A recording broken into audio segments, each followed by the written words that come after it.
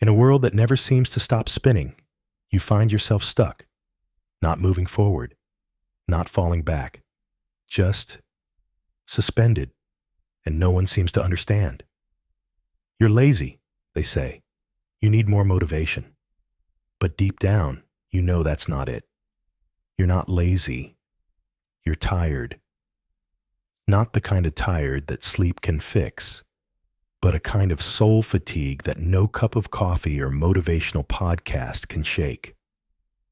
You feel like your mind is on fire, your thoughts racing endlessly, yet you can't take a single step. Something is wrong, but it's not what they think.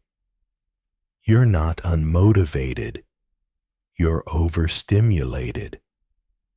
Let's take a breath and step back. Picture yourself in a small room. There are no windows, no doors. Yet, you're not in pain. You have food. You have entertainment. Your phone buzzes with endless content. Every second, a new reel, a new headline, a new song. It feels like comfort, but it's not. It's a trap. You're not living. You're surviving. Because when everything is designed to hold your attention, nothing holds your intention. We're drowning in dopamine, but starving for direction.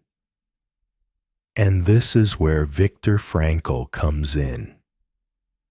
Viktor Frankl, a psychiatrist, Holocaust survivor, and the father of logotherapy, endured one of the darkest human experiences imaginable, Auschwitz. Yet from that hell, he gave us a profound insight. He wrote, "When a person can't find a deep sense of meaning, they distract themselves with pleasure." Now pause for a moment. Reflect on that. Isn't that exactly what we do? We don't sit with our discomfort. We scroll. We don't explore our fears. We mute them with noise. And in doing so, we numb ourselves to life. This numbing, this overstimulation, is mistaken for laziness. But how can you feel inspired when your nervous system is overloaded?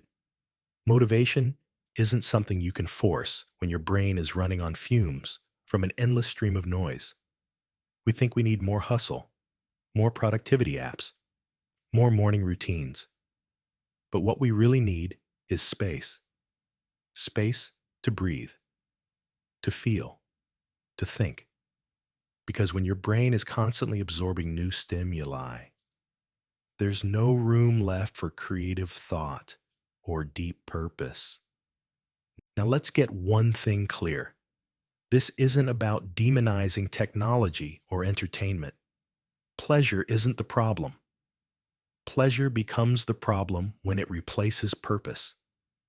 When we fill every quiet moment with distraction, we forget how to be with ourselves, and more dangerously, we forget how to suffer well.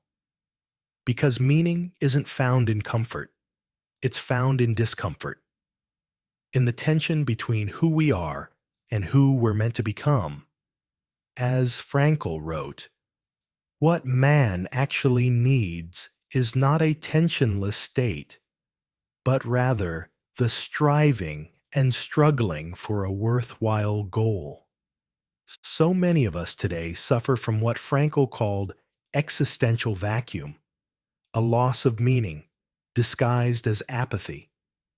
We mistake this numbness for lack of motivation, when in truth, it's the natural result of a culture that's built around overstimulation and avoidance. Think about how often we sit with nothing. Just sit. Just be.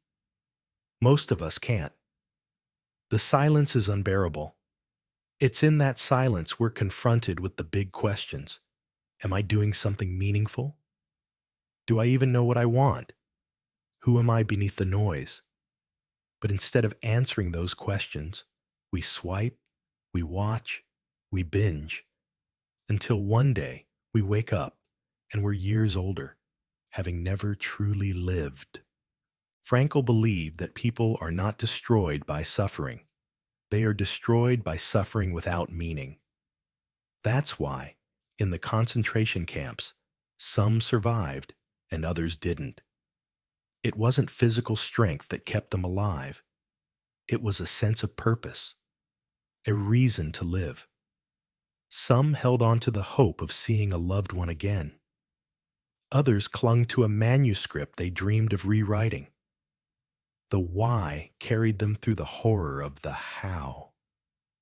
That's the secret. That's what we've lost. We live in a world where comfort is mistaken for happiness. But true joy doesn't come from comfort. It comes from engagement with your life, your values, your pain. And when you're overstimulated, you're disengaged. You're just reacting. The cure isn't more stimulation. It's less.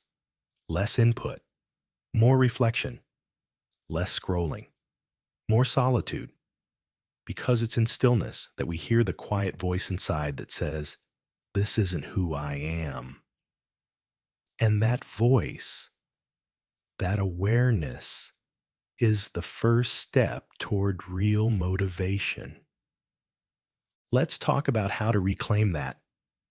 It begins with detoxing the mind, not forever, not radically, just enough to allow space for truth to rise. Try this. For the first 30 minutes of your day, don't look at your phone. Let yourself wake up slowly. Journal for 5 minutes. Ask yourself, what matters to me today? Not what's urgent, not what's trending. What matters? Then, throughout your day, allow boredom back into your life. Take walks without headphones. Sit at the park without distractions. Let your brain rest, reset, and reconnect. At first, it will be uncomfortable. You'll feel anxious, even lost. That's withdrawal, from noise, not from purpose. And like any detox, the clarity comes slowly, but it does come. You'll begin to notice your thoughts again, your desires, your instincts. You'll find yourself drawn to activities that used to excite you. Writing, building, connecting. Your energy will slowly return, not because you hacked motivation, but because you cleared the weeds so the seeds could finally grow. This is where Frankl's genius becomes life-changing. His method, logotherapy, is based on the idea that humans are not driven by pleasure, as Freud believed, or by power, as Adler thought, but by meaning. We are meaning-seeking creatures. When we lose that meaning, we fall into despair. But when we find it, even in pain, we rise. Motivation, in this light, is no longer a spark you wait for. It's a flame you tend to through daily acts of purpose. So ask yourself now, what is your why? Why do you wake up? Why do you push forward? If you can't answer that, that's okay. That's where the journey begins. Don't wait for motivation to fall from the sky. Go inward, turn down the volume of the world, and listen. Start by identifying what you value most, not what makes you comfortable, but what gives your life weight. Is it love, justice, creation, service? Whatever it is, let that be your North Star. And every day, do one small thing in service of it. Understand this. When your life is rooted in meaning, motivation takes care of itself. You no longer need constant stimulation because your soul is already lit. You no longer need endless validation because you are living truthfully. You no longer fear discomfort because you know it's the price of growth. Frankl survived one of the darkest chapters in history, and he emerged not with bitterness, but with hope. He wrote that the last of the human freedoms is to choose one's attitude in any given set of circumstances, and that includes today, right now. You may be overstimulated, you may be tired, but you are not powerless. You can choose to reclaim your time, your mind, your meaning, and with that, your motivation. So the next time you feel stuck, don't beat yourself up. Don't reach for another quick fix. Pause. Breathe. Ask yourself, what is my why? Then start removing what's clouding the answer. Turn down the noise. Create stillness. Let clarity emerge, because you're not lazy. You're not unmotivated. You're overstimulated in a world that profits from your distraction. But now you see the game, and you have the power to step away. This is your call to remember what matters, to reclaim the inner fire that's been buried under digital dust. You are not broken. You are awakening. And the world needs more awakened souls.